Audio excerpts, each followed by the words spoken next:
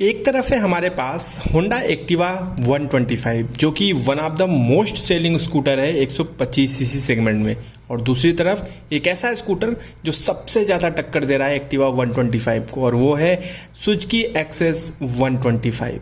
अब इन दोनों ही स्कूटर्स में कंपैरिजन होना एकदम लाजमी है, क्योंकि कीमत और फीचर्स के मामले में ये दोनों एक दूसरे को बेहतरीन टक्कर देती हैं। चलिए शुरुआत करते हैं फटाफट। आपसे रिक्वेस्ट है वीडियो को लाइक और चैनल को सब्सक्राइब जरूर कीजिएगा।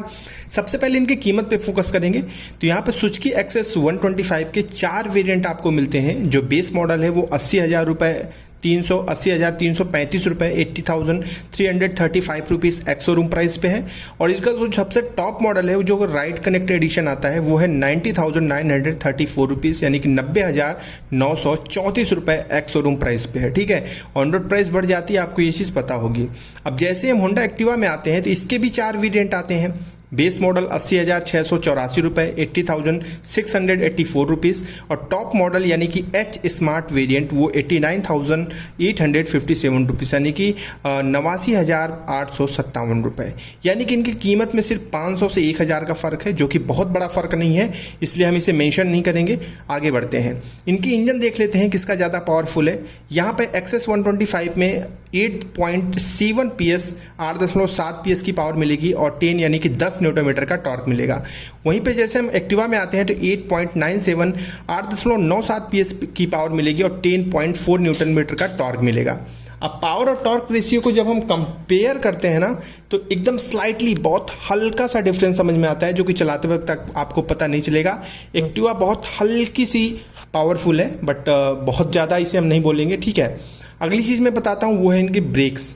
अब देखिए एक्सेस 125 में डिस्क और ड्रम दोनों ब्रेक मिलता है, और यही सेम चीज़ होंडा एक्टिवा 125 में भी डिस्क और ड्रम मिलता है। दोनों में आपको CBS वाला ब्रेकिंग सिस्टम मिलता है, तो ब्रेकिंग को लेके भी कोई प्रश्न नहीं होगा। दोनों के ब्रेकिंग लाजवाब है, नो डाउट, किसी एक को विनर घोषित नहीं कर सकते हैं। सस्पेंशन देख लेते हैं कि कैसे है इनके। आगे टेलीस्कोपिक सस्पेंशन है और पीछे स्विंग आर्म सस्पेंशन है एक्सेस 125 में, और होंडा एक्टिवा में आगे टेलीस्कोपिक और पीछे 3 step adjustable spring loaded hydraulic suspension है। देखिए जो सस्पेंशन क्वालिटी है उसमें मैं एक्टिवा को विनर मानूंगा, क्योंकि एक्टिवा की सस्पेंशन क्वालिटी थोड़ी सी सॉफ्ट है एक्सेस 125 की अपेक्षा। अब अगली चीज़ मैं बताता हूँ वो है टायर सेक्शन। अब देखिए आगे 90/90 का टायर है, और 12 इंच का टायर है, और पीछे 90/100 का टायर है, और 10 इंच का टायर है, और यही सेम टायर एक्टिवा में भी लगा हुआ है। यानी कि एक्सेस 125 और एक्टिवा 125 के दोनों ही टायर आगे पीछे वाले डिट्टो सेम है। फ्यूल टैंक दोनों में बड़ा है होंडा एक्टिवा का, क्योंकि इसमें 5.3 लीटर का फ्यूल टैंक है, वहीं पे एक्सेस में सिर्फ 5 लीटर का फ्यूल टैंक है, यानी कि 300 ml का थोड़ा सा फर्क है। वजन की अगर मैं बात करूं तो एक्सेस का वजन 104 किलोग्राम है, जो कि लाइट वेट है, और वहीं पे एक्टिवा का वजन 110 किलोग्राम है, यानी कि 5 किलो ये ज़्यादा वेटेड है। ग्राउंड क्लियरेंस एक्टिवा का 162 mm है, वहीं एक्सेस 125 का 160 mm है। यहाँ पे भी कोई खास डिफरेंस नहीं है। अब देखिए मेन डिफरेंस इनके फीचर्स को लेके आता है। जैसे दोनों में LED हेडलाइट मिलती है, ये अच्छी बात है, लेकिन जो ब्लूटूथ कनेक्टिविटी है वो आपको एक्सेस 125 में मिलेगी। एक्टिवा 125 के नए अपडेट में हो सकता है मिल जाए, लेकिन अभी तक नहीं है। दूसरी चीज़ है साइड स्टैंड इंटरलॉक, जो कि दोनों में मिल जाता है। और मोबाइल चार्जिंग एक बहुत बड़ी चीज़ है, जो कि आजकल लोग बहुत मेंशन कर रहे हैं। मैं इसको बड़ी चीज़ नहीं मानता, क्योंकि आप 400-500 रुपये देकर अलग से लगवा सकते हैं, बट आपको एक्सेस 125 में मोबाइल चार्जिंग मिल जाती है, वहीं एक्टिवा 125 में नहीं मिलती है।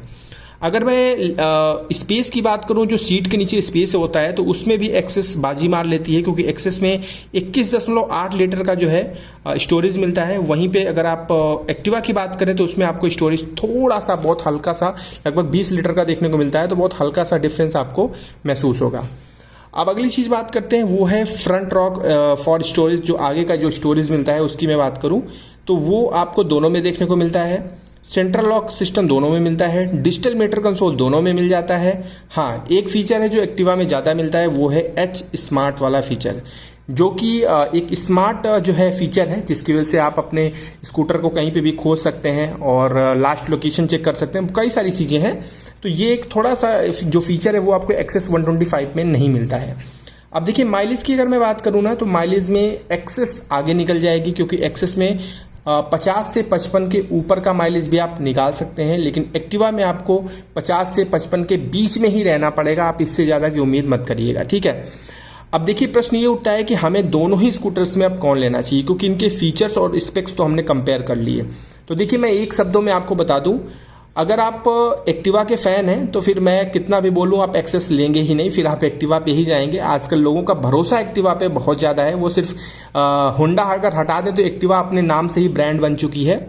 तो आप एक्टिवा ले सकते हैं, कोई डाउट नहीं है, लेकिन मेरे रिकमेंडेशन के हिसाब से मुझे थोड़ा क्लासिक लुक और थोड़ा सा मतलब एक कैसे है ना, मतलब चलाने में राइडिंग पोस्चर वगैरह ये सब मुझे एक्सेस में थोड़ा ज़्यादा बेहतर लगता है।